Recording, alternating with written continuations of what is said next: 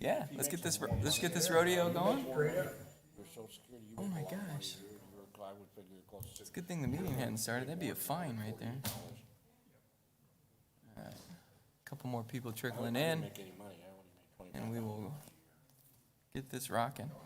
All right, ready? I'd like to call to order the regular planning and zoning meeting for Thursday, September 2nd. If everybody please stand for the pledge.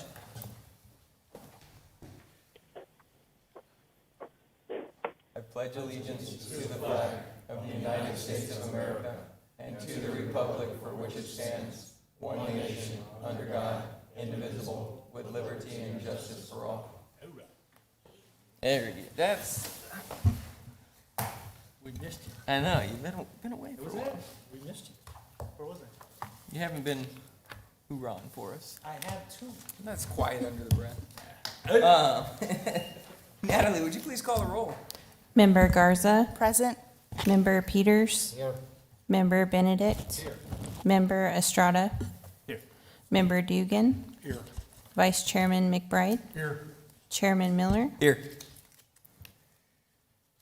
All right. Do we have any changes to the agenda? I know we have our planning director is attending via Zoom. There we go. We do, Mr. Chair. Item number 3, the Sonoran Heights rezone change from PAD to R2 is being removed from the agenda. Okay. Number 3? Yeah.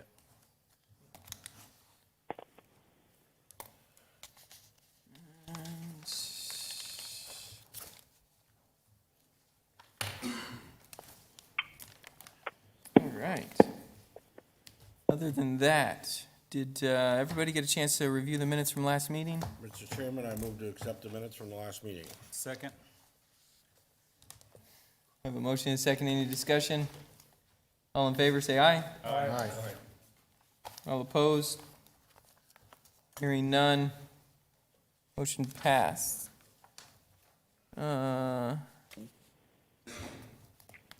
We've just been more efficient with our subtitles. All right, so next we'll jump into new business.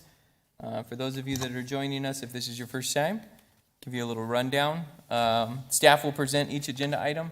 Once that's completed, the commission will get the opportunity to ask questions, get any clarification from staff. From there, we will invite the applicant and/or their representative to come forward. They can add any additional information to the presentation or the project. From there, commission will get the opportunity to ask any questions of the applicant. Once that's completed, we will open it up for the public. So if anybody from the public would like to come and speak to the agenda item, at that time, there may be some questions. We will then note those questions and then invite up the appropriate either staff and or applicant to answer or get any clarification once the public portion is complete. And so with that, we'll start off with the first agenda item under new business, consideration or approval for a secondary driveway access by Kim McCreary, DSA 21-00164. Hi. Good evening, Chairman, members of the Commission. The first item on the agenda, again, is for DSA 21-00164 for the McCreary Residence Secondary Driveway Access.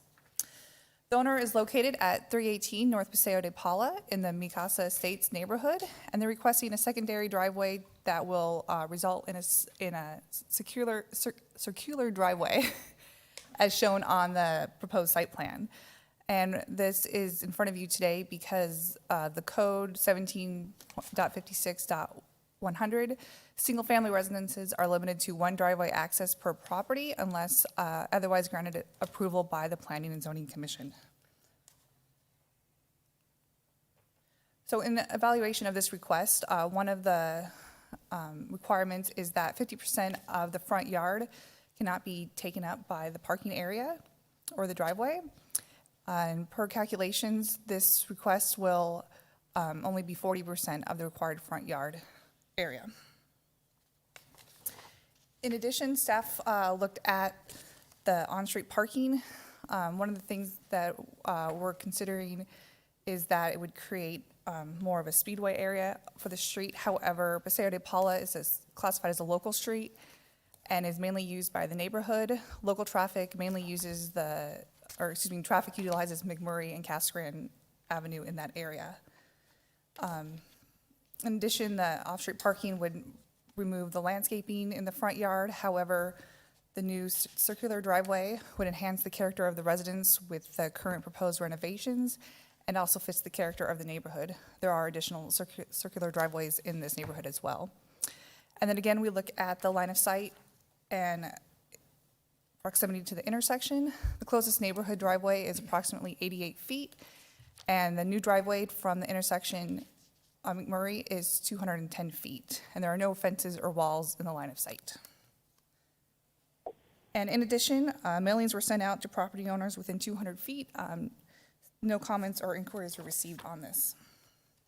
So with that, staff recommends the Planning Commission approve the second access for DSA 21-00164 at 318 North Paseo de Paula per the site plan provided. Happy to answer any questions the commission may have. Thank you. Do we have any questions for staff? No questions. Fantastic. At this time, is there an applicant and/or representative like to be You're more than welcome to come forward and state your name if you have anything to add. I don't. Nothing to add. Perfect. So then at this time, I will open it up to the public. Did anybody from the public want to speak to this agenda item? Seeing nobody, I will close the public portion and bring it back to the commission. Mr. Chairman, I move to approve DSA-21-00164 at 38 North Paseo de Paula for a second driveway access. Second. So I have a motion and a second to approve second driveway. Any discussion? Hearing none. Natalie, would you please call the roll? Member Garza. Aye. Member Peters. Aye. Member Benedict. Yes. Member Estrada. Yes. Member Dugan. Yes. Vice Chairman McBride. Yes. Chairman Miller. Yes. Motion approved. Congratulations and thank you for being here this evening. All right, next up, next up, public hearing and consideration for approval of a request by Lucid Motors, DSA-21-00103. Member, Mr. Horn. All right. Good evening, Commissioners. Lucid Motors is requesting a zone change from urban ranch to general industrial for approximately 2.9 acres of land located at 1109, 1125, and 1141 West Peters Road. You can see it highlighted in the image below. Existing zoning, as mentioned, is urban ranch. Proposed zoning is I2, general industrial. The general plan has it in the manufacturing and industry category. When looking, these properties were recently purchased by Lucid Motors and are requested to be rezoned to facilitate the Phase 2 expansion of the manufacturing facility. Phase 2 of the facility will utilize this area for drive access and also have some utility infrastructure within it. When looking at the review criteria, we look to make sure that the proposed use is in conformance with the general plan. First item on that is that the action is consistent with the city's general plan, including the goals, policies, and other applicable elements. The area for the proposed request lies within the Phase 1 primary growth area of the General Plan 2030, and one of the goals it meets is Goal MI5, encourage appropriate and responsible industrial development in appropriate locations. The second item we look at is that the rezoning conforms to the general plan if it proposes land uses, densities, or intensities within the range of identified uses. The requested zoning of general industrial is appropriate in the manufacturing and industry land use category. The third item is that the proposed zone change is necessary and proper at this time to meet the land use needs of the residents of the city. This zone change will allow Lucid to utilize the area as part of the Phase 2 expansion. The area is to be used as a drive access and support other infrastructure needs for the site, as mentioned earlier. Public notification met or exceeded all city requirements. We did not receive any comments. So in conclusion, staff recommends the commission forward a recommendation of approval of the zone change request from urban ranch to general industrial. with the following conditions, and that's our standard condition for right-of-way dedication, which will get Lucid started on that dedication shortly after. Any questions? Excuse me. Any questions for staff? No questions. All right. Making it easy for people tonight. Applicant and/or representative, if you have anything you'd like to add to that. Thank you for being here this evening. Please state your name and address for the record. Good evening, Jonathan Stewart, representing Lucid Motors. Address is 331 South Pacific Drive, Casa Grande. So as I want to add, in addition to what we're looking to do in terms of rezoning those properties, ultimately it's part of the overall road expansion project on Peters Road, right, to make it bi-directional, both east and west. So I just want to add that note. So it's a bigger accommodation beyond just Lucid, right? It would span the entire area for not only us, but as well as Tractor Supply and other candidates that's coming in that area. Fantastic. Thank Any you. questions Any for me? questions for the applicant? Thank you. All right. Thank you for being here this evening. With that, I will open it up to the public. Would anybody from the public like to come and speak to this agenda item? Seeing nobody, I will close the public portion and bring it back to the commission. Mr. Chair, I'd like to make a motion. Fantastic. I'd like to make a motion to forward to the city council a favorable approval for zone change request DSA 21-00103 Urban Ranch to General Industrial. Second. With, Oh, sorry. I breathe. With the listed condition. Go for it. Now are you ready? Are we ready? Yeah, we're ready I for would you. love to second that. Fantastic. All right. So, motion and second Twice. to forward a recommendation of approval to city council. Any discussion? Hearing none. Natalie, would you please call the roll? Member Garza. Aye. Member Peters. Aye. Member Benedict. Aye. Member Estrada. Yes. Member Dugan. Yes. Vice Chairman McBride. Yes. Chairman Miller. Yes. Motion approved. Congratulations. Good luck on the next steps there. All right. Next up, major PAD amendment, DSA-21-00060. Good evening, Planning Commissioners. This request is known as Hancock Cottonwood. It's an amendment to a portion of the G Diamond Ranch Planned Area Development Zone District. Specifically, the request entails amending 31 acres located at the northwest corner of Peart and Cottonwood, which would entail removing a portion of that area that's currently commercially designated and a portion that is designated for traditional multifamily land uses, and replace with a single and two-family rental community at 11 dwelling units per acre.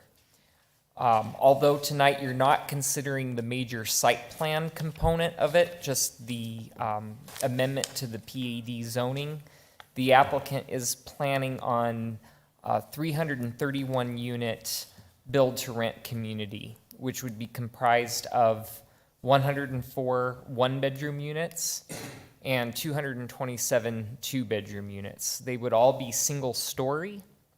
As you know, with these build-to-rent communities, it's a hybrid between a standard, traditional, single-family residential development and an apartment complex. It's similar to a single-family development because you have detached individual structures. In this case, they're offering both detached single-family as well as two-family structures.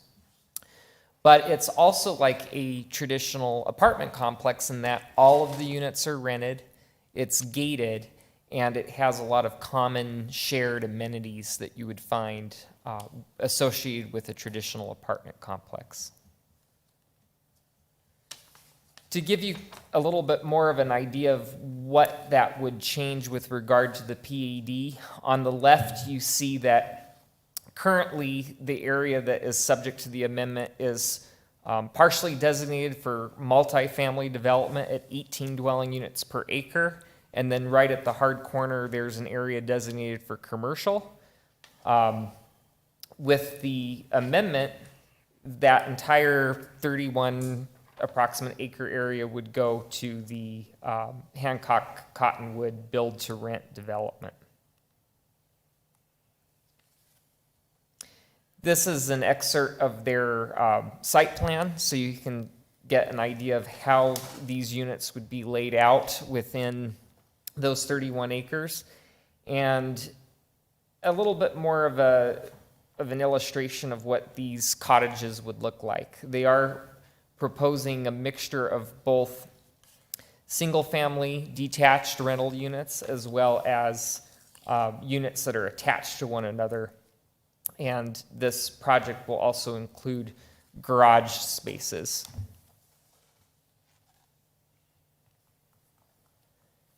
I wanted to take just a brief moment to tell you about some related development activity or adjacent development activity in this area.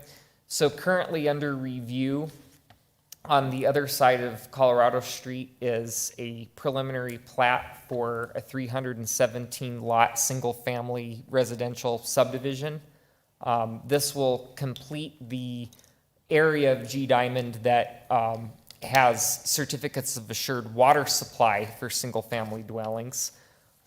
With that development, you will see the northerly extension of Colorado Street and some additional infrastructure. So the timing is working out really well, where this development can also benefit from those infrastructure improvements.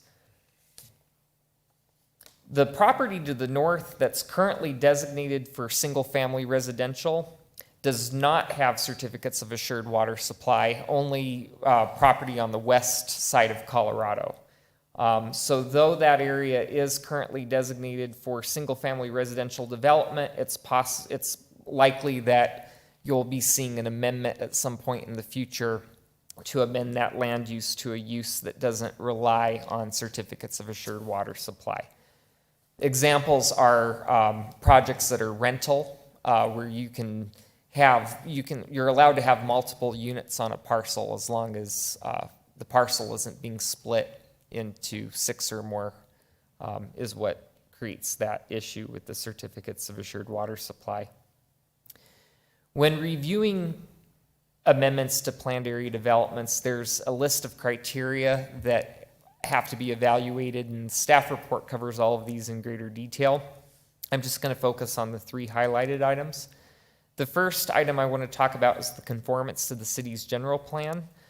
The area of the amendment is located within the General Plan 2030 Community Corridor Land Use Designation. Properties within the community corridor can have a max density of 25 dwelling units per acre. This build-to-rent community would be around 12 dwelling units per acre, so it meets that density threshold that's allowed. One of the goals within the 2030 general plan is to minimize land use conflicts, and an associated action step with that is to increase medium-density housing for use as a buffer between low-density and high-density developments. So generally, this rental-type development is seen as appropriate for this general plan category and in the general plan 2030 as a whole, because it can likely serve as a good buffer between the single family that's going to be built on the west side of Colorado and some potentially greater density projects that might ultimately come to the east side of Colorado. And also in general, this type of development is considered more appropriate than low-density development at the intersection of 2 arterial roadways, such as Peart and Cottonwood. The next criteria that I want to talk about is the zoning and compliance with zoning. One one of the things that we have to take a look at closely with this type of development is compliance with the residential design standards for planned area developments. Now, this project is sort of coming through at the cusp of the 2003 standards and the adoption of the 2021 residential design standards. City Council has not yet considered the 2021, and the submittal came under the 2003 guidelines. Actually, the 2021 standards are a lot more conducive for this type of development. What it did is it identifies build to rent as an actual type of category, whereas before it was ambiguous in terms of how to apply the standards, because it would seem to imply that it would fit more as a traditional single-family neighborhood where it would have to meet certain requirements, such as a certain amount of lot or space size per dwelling and a certain amount of lot width, side yard setbacks. It required a certain number of house plans and colors. The 2021 edition actually is a lot more favorable to this type of development, and it would not require the applicant to ask for certain alternative standards for your consideration.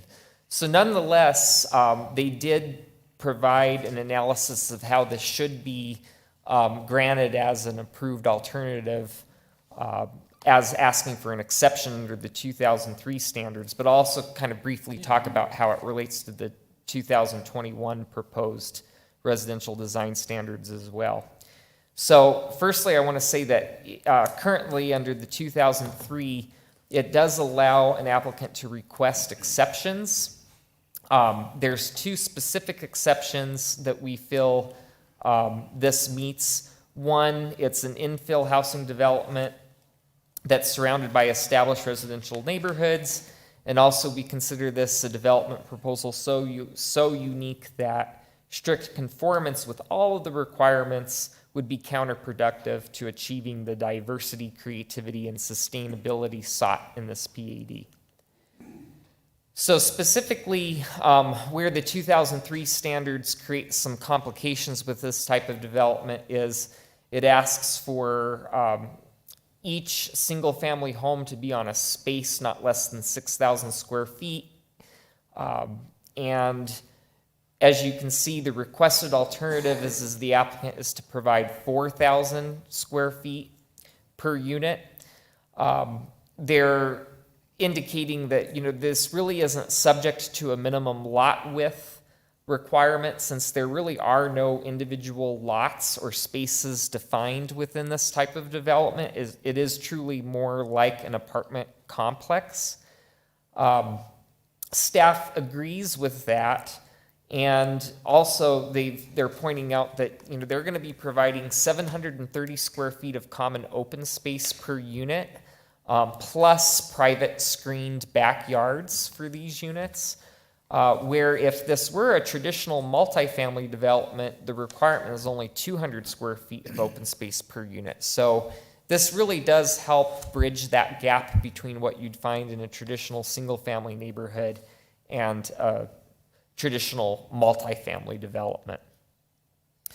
The other requirement that they're asking for an alternative to is to setbacks. So in a conventional single-family neighborhood, it would ask for at least one side yard to be 10 feet, which would effectively create as much as 20 feet between homes. In this situation, they're asking for a minimum separation between homes of 10 feet. Their justification for that is that the reason for, in a traditional neighborhood, to have as much as 20 feet between homes is to ensure adequate access to a backyard. People have swimming pools, people tend to store vehicles in their backyard. This is a rental complex, and so there isn't that need to have these wide gaps between the houses like in a traditional single-family neighborhood. And plus, within these enclosed backyards, they will be sizable nonetheless. They'll have depths up to 20 feet. as you can see in some excerpts here of how the backyard space works. Now, in terms of the 2021 design standards that are still pending, there's actually only one requirement that they don't quite comply with, and it is a minimum of 25 feet to be provided when adjacent to a single-family zoned area.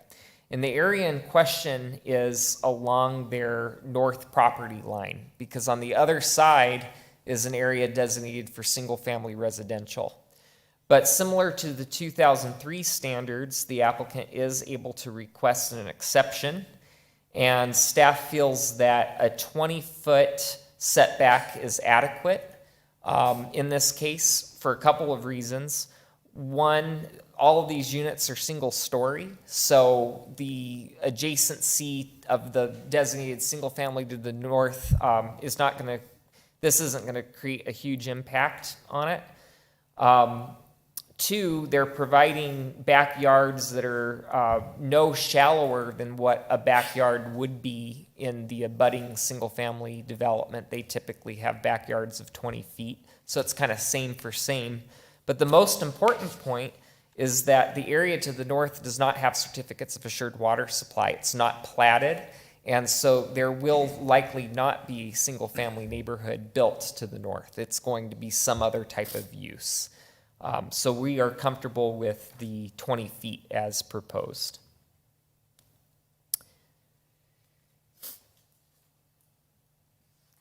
I do want to point out that they are providing housing product with their planned area development request. In the 2003 standards, it requires a minimum of 5 floor plans, each with 3 elevations and 5 color schemes. They're providing 5 floor plans, each with 2 elevations, but 6 color schemes. Staff finds this acceptable. It would not be a problem in the pending 2021 PAD design standards, but per the 2003, their justification would be that since this is a rental community in a traditional apartment complex, you don't have multiple different floor plans with multiple elevations, and in this situation they are providing 2 different styles, bungalow and farmhouse, and 6 different color schemes that can apply to the structures. Staff does agree with that analysis. The last criteria that I want to talk about is vehicular connectivity and traffic in general. So this site will have 3 points of access, and we're really going to go more into the detail on this when it comes time to review the major site plan. But I know oftentimes matters such as traffic does come up even at the zoning level. So I thought this was a good opportunity to point out that their primary access is going to be off of Cottonwood Lane, but that's going to be a right-in, right-out because of a median on Cottonwood Lane, but that's where their grand entrance will be. Even though the entire community is gated, they will have gated full access on Colorado Street. Now that portion of Colorado Street, that half street, there would require dedication and half street improvements for that area that is abutting the site. But as I say, the timing is really well with the fact that on the other side of the center line, that dedication improvements will be made shortly because we have a pre-plat pending. And then the other access point is off of Peart, and that will be for right turns only with vehicles exiting.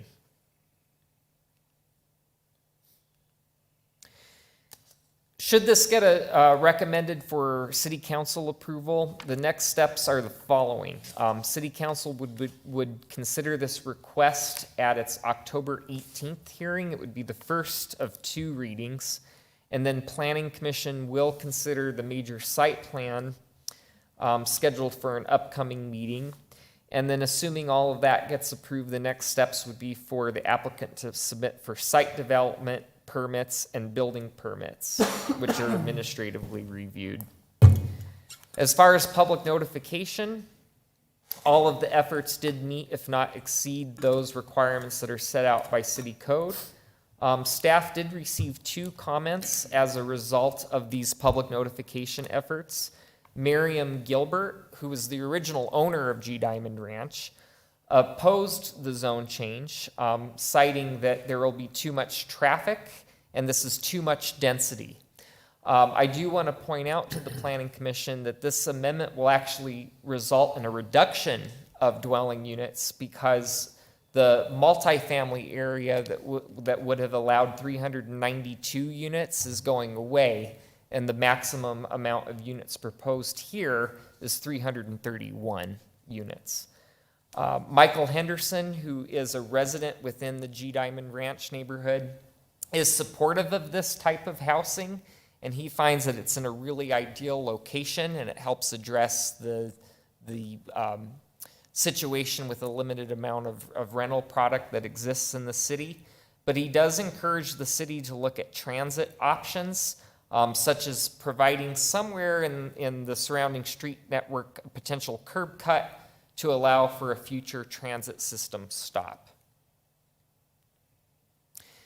With that, staff does recommend that the Planning Commission forward a recommendation to City Council to approve this major amendment to the G Diamond Ranch PAD, subject to the standard condition that is regarding right-of-way dedication, that it basically states that, typically right-of-way dedication occurs at the time of building activity. This would pertain primarily to Colorado Street, since Cottonwood and Peart are already fully dedicated. However, the condition does state that if we need that right-of-way sooner, we have the ability to acquire that. And I'd be happy to answer any questions. Questions for staff? Yes. Member McBride. I just had a question about, you said the area to the north of it doesn't have certificate of water, certificate of water, does it? That site that we're talking about now? Commercial. Chairman Miller and Commissioner McBride, none of the area on the east side of Colorado Street, except for G Diamond Preserve, has certificates of assured water supply. Okay, thank you. Member Gardner. Chairman, Jim, can you just elaborate, does multifamily have to have a certificate to develop, or just single-family residents do? Help me understand that. Sure. Commissioner Garza, the requirement is when you have a parcel that is being split into 6 or more parcels. So it's not specifically residential. It could be a situation where if someone wanted to do an office park but create 6 different lots for office uses, that would not be allowed. They're required to get a certificate of assured water supply when creating 6 or more parcels. And due to the limited groundwater availability or the concerns about that, EDWR is not issuing any new certificates out. So what that means is a development can't split into 6 or more parcels. However, on those 5 parcels, they can have 5 multifamily developments. So there is a little bit of irony to it because they can't have 6 parcels with 1 dwelling unit on each of the 6, but they could have 5 parcels with 300 apartment units proposed. There is a little bit of a, not that that situation would happen, but that is just points out the sort of the reality of the situation. Right, yeah, it doesn't make a lot of sense to me. I mean, as far as we're in this water situation. Right. This seems like it's creating more of a problem. But what will happen is that any and all developments have to enter into a water service agreement with Arizona Water Company, and then they're beholden to ADWR. And Arizona Water does look at the water availability in order to serve the specific site. And I think the reason why it comes down to, and this is just me speculating, but I think the reason why it's tied to the number of parcels is because EDWR doesn't want to have to deal with multiple upon multiple various parcel owners. It's easier to deal with fewer parcel owners in terms of ensuring that water will be available. Makes sense. Thank you. And any other questions for staff? No? Great. At this time then, would the applicant and/or their representative like to come forward, speak to this agenda item? Don't mind, state your name and address for the record.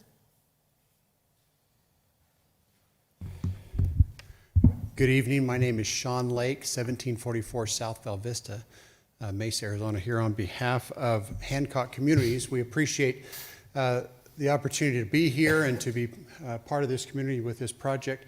Jim, if you could go, rather than put my presentation up, if we could just go back to the one that has the site plan and the elevations on it, and I'll Sure. just. Jim did such a thorough job, I'm not going to go through my presentation. I'll just kind of hit some highlights of this project. Will this because work, or do you want me to? That works as well. That works great. We appreciate the chance to be here. Hancock Communities, as many of you know, has been in the valley for a very, very, very long time. They've been building homes for a long time. They have a long, very great track record in building homes here in Arizona. The community that we're here to talk about, as Jim pointed out, is kind of a hybrid situation, and kind of a people who want that living environment, a single-family home, but then they also want to have that rental community where they don't have to worry about maintaining a yard. But they also don't want to have anybody on this wall or that wall or above them like you would have in a traditional apartment complex, or they have a pet that they want to have a backyard or someplace to go while they go. The pet can go through a doggy door to the backyard. Each one of these units would have a private backyard, but you can't do that in an apartment complex. So what it does is it really fills a niche for people who are looking for that single family living environment with a home without neighbors on the side, but you still have that single family home, but people taking care of your amenities and open space around the project.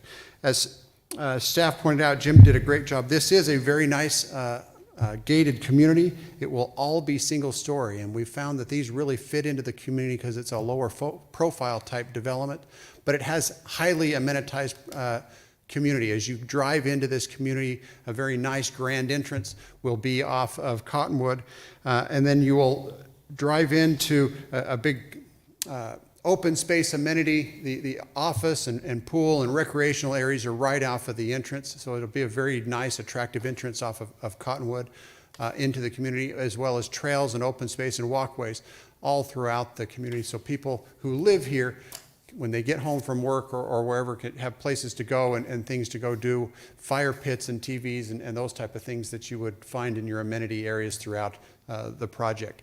As I pointed out, and I think Jim pointed out as well, each one of these units will have a private backyard. Some of these 20-foot rear backyards like you would have in a traditional single-family home.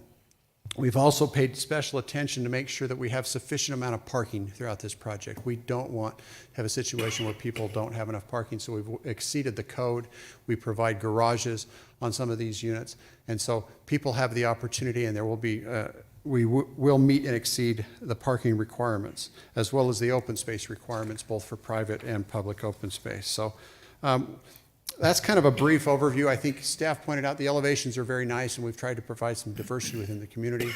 I think off-site improvements, both Cottonwood and Peart are being completed now, but we'll continue to work with the staff on the site plan through that process as well. So if there's any specific questions I can answer about water, assured water, or anything else, I'm happy to answer those questions now. Any questions for the applicant? Mr. Chairman, I don't know that I have a question. I'd love to hear your comments about the questions that have been asked about the assured water supply and what's the perspective of Hancock about availability of water. It really places a property owner in an interesting situation where Central Arizona Water has said we're not going to issue any permits for anything over 6 lots. And so as a property owner, you're stuck in a situation, you really only have, particularly at the intersection of 2 arterials like this, you either develop this 30 acres into 5 lots or you don't develop. And so they're put into quite a quandary here of what to do. And that's why When this proposal was brought forward, we thought this would be a good use for the property. It allows people to live here, to have that unique living environment, but still satisfy the water regulations, if you will. It's very, very complex in Arizona. I don't pretend to know everything about it, but I know that this does comply. Thank you. Chairman, I have a question. Sean, are the streets planned to be gated and private? Great question. Yes, this will be a gated community. Okay. And so coming in off the entrance, there'll be a gate throughout as well as on the exits on Colorado and on Peart. So it'll be privately maintained. Privately maintained. As well as all the landscaping and open space will be privately maintained as well. Thank you. Any other questions? No? All right. Well, thank you for being here this evening. We appreciate it. Thank you. At this time, then, I will open it up to the public. Would anybody from the public like to come and speak to this agenda item? Please come forward, state your name and address for the record.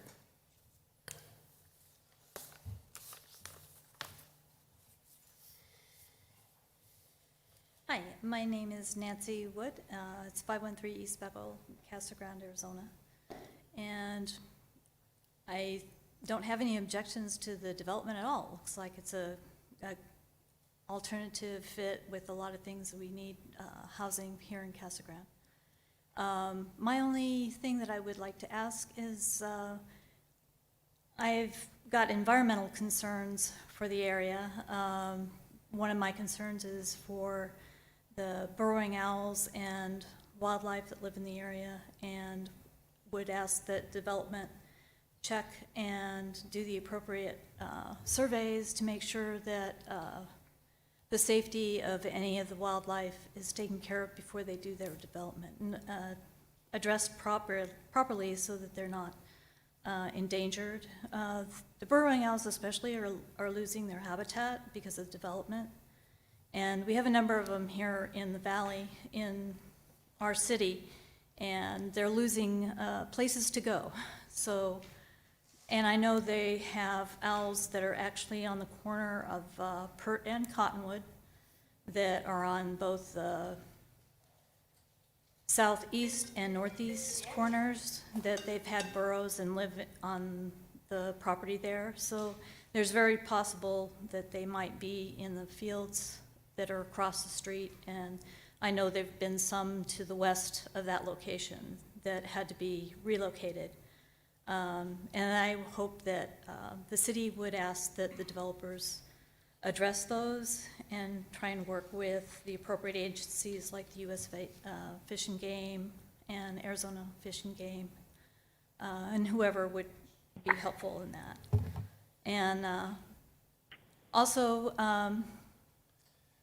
you know, it's one of my concerns throughout the valley right now, especially with all the development, that the city asks developers to really do their due diligence and check for the wildlife. Just a quick note that with the rec center on Peart, I hope that they can address the walkways on the main thoroughfares. I like the idea that someone had mentioned about the transportation pullout, things like that, thinking ahead of people, you know, walking and using the city streets and such. But thank you very much. I like the development and hope to see how it develops. Thanks. Thank you for being here this evening. And I don't know specifically, staff, if you're able to discuss, I know we have some different checks and balances in development and those environmental studies, I think that just need to be done or surveyed, and there's a process in place, I believe, correct? Chairman Miller, yes, you're correct. You know, I think there is always some sensitivity about that issue. I know that within the last couple of years, we have taken some more steps to help hopefully solve that issue on our site development permit, which is what authorizes for grading. We've added some language on there that contractors are now exposed to advise them to be aware of the burrowing owls and what they have to do to address that issue. Okay, thank you. And then we are, this phase is just to kind of touch on your comments, we're at zoning phase, and we're not actually talking about the major site plan yet, and so there's a number of other processes before even dirt can be moved, so hopefully the applicants, and take your team as you guys continue to work with the city, just keep your eyes out for those things and those processes, so. And the sidewalks, they're currently being put in. Sidewalks are currently being put in by the city on the Pert Road expansion. That's part of the city development and widening Pert in regard to connecting those different. With a right turn lane. With a turn lane? Yeah, it's Look got a at turn that. lane. Thank you, Lord. Golly, Dugan. All that talking finally got yourself a turn lane somewhere, man, I tell you. So with that, anybody else from the public would like to speak to this agenda item? And seeing nobody, I will close the public portion and bring it back to the commission. Mr. Commissioner, I'd like to make a motion, please. By all means. I'd like to forward to the city council a favorable recommendation for approval of DSA 21-00060, major amendment to G Diamond Ranch PAD, subject to the listed conditions. I'll second that motion. Very lengthy. Well done. I can read. So I have a motion and a second. That's right. Motion and a second. Any discussion? Hearing none. Natalie, would you please call the roll? Member Garza, Aye. Member Peters, Aye. Member Benedict, In making this vote, I still remain concerned, reflect the concerns of other commissioners that may not be addressing our water supply issues in some of these processes. This is a great, looks like a great development. We appreciate you doing this kind of quality and would vote aye for this. Member Estrada, Yes. Member Dugan, Yes. Vice Chairman McBride, Yes. Chairman Miller. Yes. All right. Well, thank you guys for being here, being present, and look forward to seeing you back with your major site plan and the next steps as you guys continue to develop the project. Thank you. All right, next, public hearing and consideration, consider approval of a request, I can't read read today, of a request by EPS Group, Inc., for DSA 21-00106 for a zone change. All right. Ms. Sarnowski. This request is by EPS Group on behalf of Dale Willis for a zone change from Carleton Commons planned area development to R2 on approximately 236 acres. The site is generally bounded by Doan Street to the north, Hennis Road to the east, Penny Lane to the south, and Arizola to the west. There is a portion that goes to the city boundary towards the west. There's also a preliminary plat that is in review for 1,015 single-family lots. This will have the lot sizes ranges from 5,175 square feet to 6,325 square feet. This is showing the preliminary pre-plat layout that's currently under review. I'll just quickly go through these slides. These will be heard at another planning commission meeting. So part of the request is to go to R2 zoning instead of the current PAD zoning is to allow for a smaller lot size. The PAD standards has a minimum of 6,000 square feet and a minimum lot width of 55 feet, where the R2 zoning district allows for 5,000 square feet and a minimum lot width of 45 feet.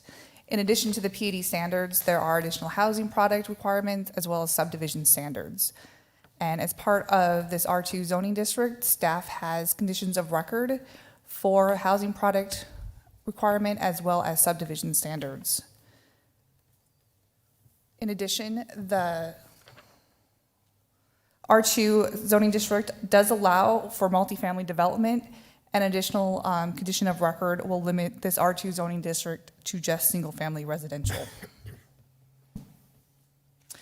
In addition to the zone change review criteria, staff evaluates the city's general plan to see that it's consistent with the plan and that rezoning conforms to the general plan land uses, densities as well, and that the proposed zone change is necessary and proper for the area. The staff report goes into more detail on this. I just wanted to hit a couple points. On this, the R2 zoning district is an appropriate zoning district in the neighborhood's general planned land use category. And within the land use element of the general plan, there are goals and action steps. One of those goals is to encourage a variety of neighborhood design and development patterns, as well as the guiding principles of land use plan number 4, which shows increase the range of housing choices and products available to all members of the community. Item number 2 is the density for neighborhood land use category. Maximum density is 45 dwelling units per acre. This density is at 4.3, which meets this requirement. And finally, one of the reasons why this zone change is being requested is to take advantage of Arizona Department of Water Resources increase in lots with their conditions of assured water certificates based on,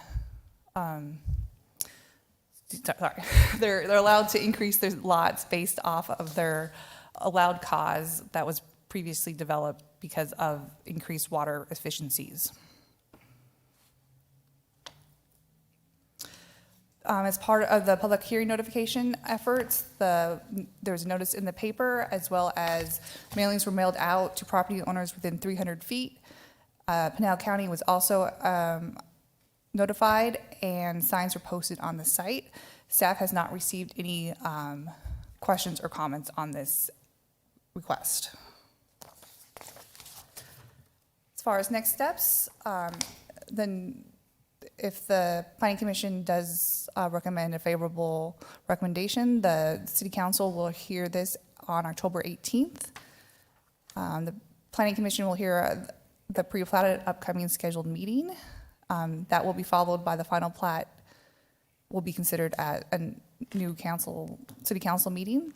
And if all that is approved, the site development plans and landscaping plans and all the other public improvement projects will be completed administratively. In addition, housing products will be submitted for consideration by the Planning Commission at a later date as well. So with that, staff recommends the Planning Commission forward to City Council a recommendation to approve DSA 21-00106, zone change from Carleton Commons PAD to R2 with the following conditions of record. I'm happy to answer any questions the commission may have. Thank you. Do we have any questions for staff? Chairman Miller, I have a question. Okay, sweet. I'm sorry. I guess water is the questions that I have.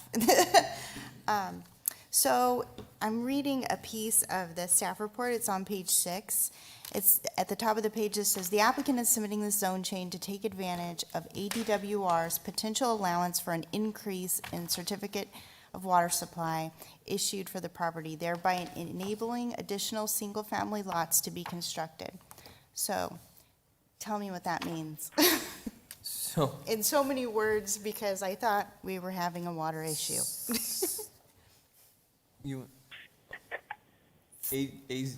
So the Arizona Department of Water has just allowed certain subdivisions to increase their number of units within the subdivision. Okay. Assuming certain water use reduction based on landscaping, open space areas, number of different things like that, So if- yards. So if they don't install grass features, then Right, they there's no can water, add there's no water lots? fountain when you enter the subdivision and things like that. Okay.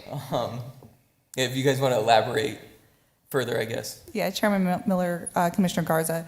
In addition to that, there are other water efficiencies that have been done through development, low flush toilets, showers as well. I believe the original probably certificates of assured water were completed around, I think the original plats were done, or pre-plats were done in like early 2000s, late. Let's see. So there's been a lot of, 2009 was the 2000, last yeah. preliminary plat. so there have been a lot of Development. since development increase, or allowed water efficiencies and development. The applicant may be able to elaborate on that as well. then. Okay, yeah, that would be great if we could hear from them. Any other questions for staff at this time? No? All right. Well, then at this time, would the applicant and/or their representative like to come forward? Talk to us a little bit about how you're saving on water, apparently, huh? Please state your name and address for the record. Good evening, Mr. Chairman, members of the commission. My name is Dale Willis with Willis Property Company at 3850 East Baseline Road in Mesa. Thank you for taking a moment tonight to hear this case. We're grateful for Jacqueline and having her explain to each of you what we want to accomplish here. So I'm here to answer any questions that you might have with the proposed development or zoning change, as well as any water issues, to the best of my ability on the water. So, Are you able to just maybe further elaborate on your knowledge of the Arizona Department of Water Resources allowance of increased number of lots and how that, from how what you got there? Yes. From what I understand, and is that we've been owners of this property. In fact, we purchased it in 2003 from Keith Carleton, who was just a wonderful farmer here, great family.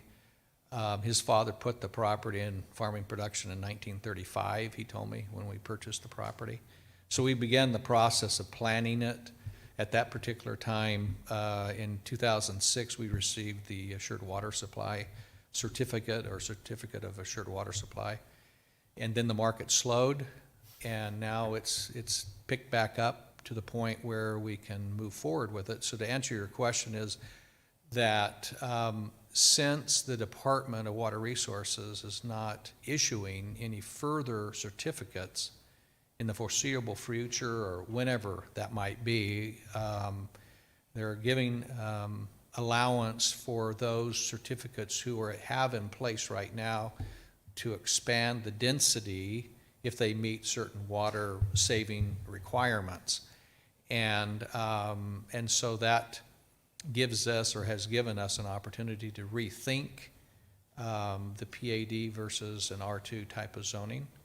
And so that's a direction that we're heading right now, and would ask your support with. But as I understand from the department, that's why they've opened that opportunity for those that have certificates to expand, just because they're not given any other certificates. And how will a community grow without a water rights certificate? So hopefully that helps, but that's how it was explained to me. That's fair. So. Thank you. Any other questions for the applicant? That explains it. No? Well, thank you for being here this evening. Thank you. Yeah. I guess I have a question for staff to an extent, which would be, and I'm looking over at legal, kind of with that tune in mind, I guess. Ultimately, Arizona Department of Water allows this increased number of lots for water savings. Is that tagged to the property for development standards? Then you guys now say, when you submit, inspectors are seeing low flush toilets, lower spraying shower heads? Like, I mean, how do you get I mean, they could submit it and just go build whatever they wanted anyways. I'm just curious if that. Mr. Chair, could I? Yes, I Director, address that? welcome. Please, Thank you. talk to us. Thank you. So, a little bit of background is that when ADWR issues certificates of assured water supply for a subdivision, in this case, whatever Carleton Commons had 743 or whatever the original certificate was for, along with that went a projected water usage of how many acre feet of water that represented. So there was like two factors, the number of certificates and the number of acre feet of water associated with that certificate.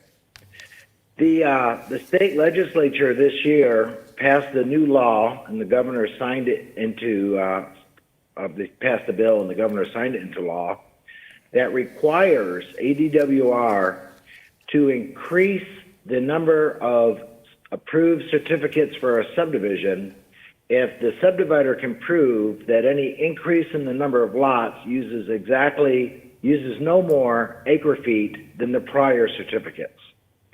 So in this case, the applicant has to prove to ADWR that their increase in lots for this subdivision uses exactly or no more water than the prior certificates.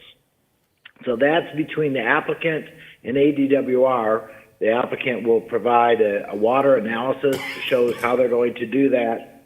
In general, said what happened is because of the efficiencies in water fixtures and because of some landscape changes, the average water usage per person has been decreasing. It's currently about 90 gallons per day per person.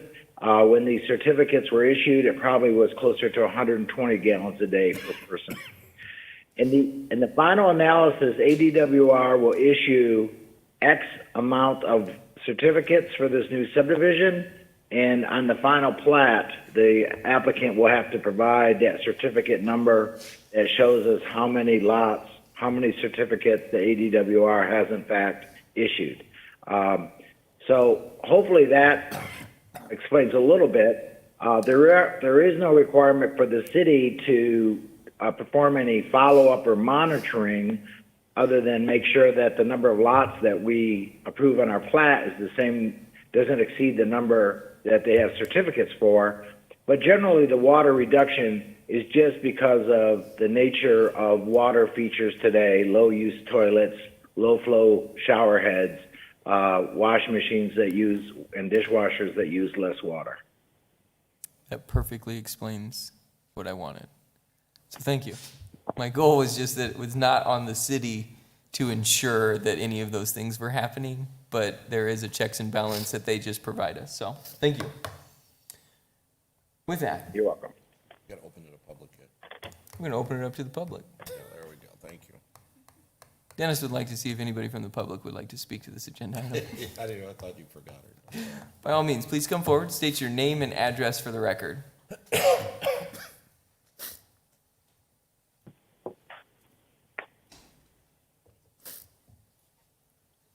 Good evening. My name is Giovanna Kiwis, and my address, you said address, right? Yep. My address is 14005 and 14025 West Penny Lane.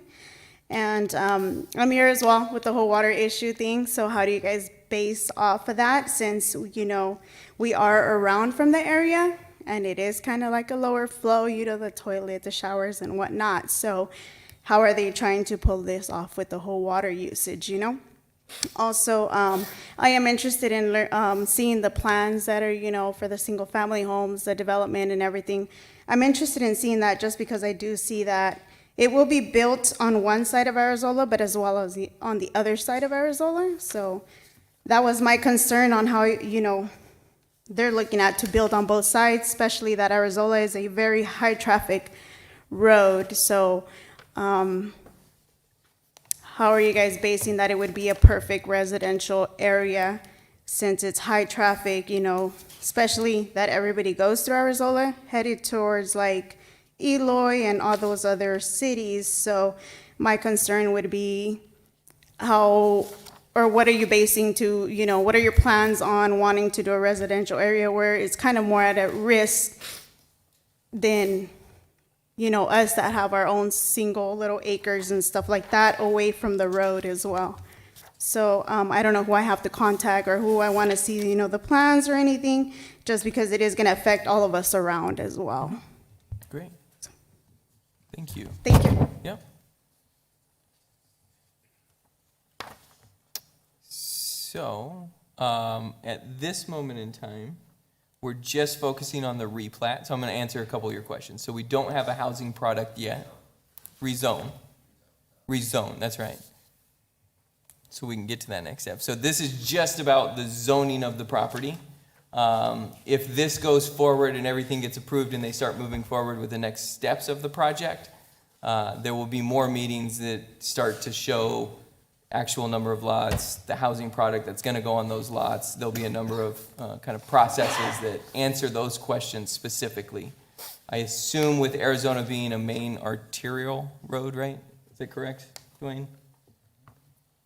It's a minor arterial. Minor arterial. So that road, I assume, will stay intact. The subdivision will just create separate parts of its subdivision will be split on both sides of the road, but it'll maintain traffic flows through there. But again, all of that will be presented at the time of further development once we get past this part of the meeting, or I guess not the meeting, but this part of the process for them to get those additional units included in their development. Commissioner Miller, if the replat is under consideration, or the platting's under consideration right now, so if she does want to see the plans, she can contact Jacqueline. Jacqueline, you can connect with her. So since this is basically our last agenda item, then you can connect with her. She'll be able to get you some specific information as well in regards to that. Thank you. Anybody else would like to speak to this agenda item? We're going to watch out for the owls, right? We're going to watch out for the owls. And with nobody else, I'll close the public portion and bring it back to the commission.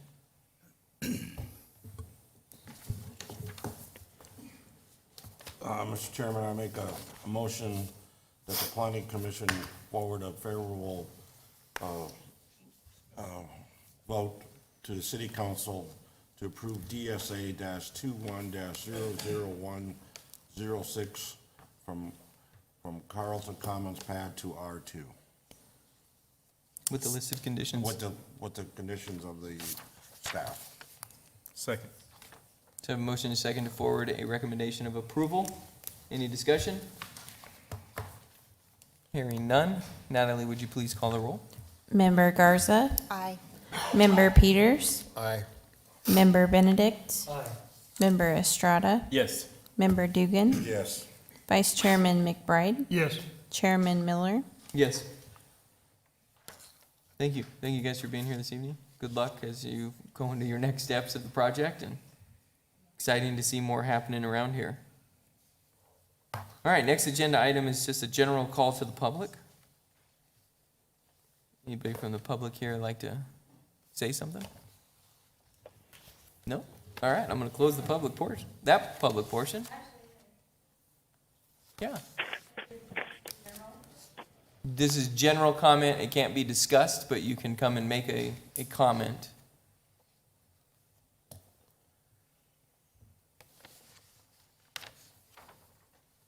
Thank you again. Nancy at 513 East Beckle Road, Casa Grande. And just a general comment is thank you for listening to me about the burrowing owls, because we have a number in the area that have had a lot of impact. I've experienced some of them have been deceased because of some of the issues that they're facing with the environment. And just had some general concerns of some of the flooding in the city, and whether some of the areas that are under current consideration coming up on planning and zoning are in areas that have some pretty issues with some of the flooding, and how that is going to be addressed as far as an environmental issue. So I hope that some of those things, because access to Arizola and Florence and Cottonwood and Arizola, Hennis, there are a number of locations in the city that, under our recent final rain after a year and a half, we got a whole bunch. So I hope that in some of the upcoming plans of some of the developments, I know they're close to some of these areas where there have been some water issues, that those will be looked at closely. That's all I have to say, and thank you guys very much. Thank you. Okay. Thank you for being here this evening. We don't get many guests. All right. With that, next agenda item, reports by the planning director. I believe everybody received their reports. If not in their packet, they were here for you. Director, anything you'd like to add? Yes, Mr. Chair. So administratively, we approved a minor site plan for Rotary Park. For those of you who may not be familiar with Rotary Park, it's on Truckle Road, on the east side of Truckle Road. And there's an existing park. This site plan proposed to improve the parking area, provide some more playground equipment, improve its access, and all in anticipation of it functioning as a trailhead for a new trail corridor that's going to be built between Truckle and Peart along the Santa Cruz Wash there. So we're pretty excited about that new trail construction and the park trailhead. The Board of Adjustment approved a variance for 550 West Centennial from the 500-foot separation requirement for a marijuana cultivation facility to some vacant urban ranch zone land that was actually state land board owned land on the south side of Centennial, which we don't think is actually going to develop residentially.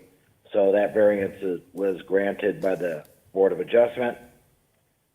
City Council heard and approved 3 of your zone changes that you have recently recommended approval on, as well as approved 3 final plats for which you had approved the preliminary plats.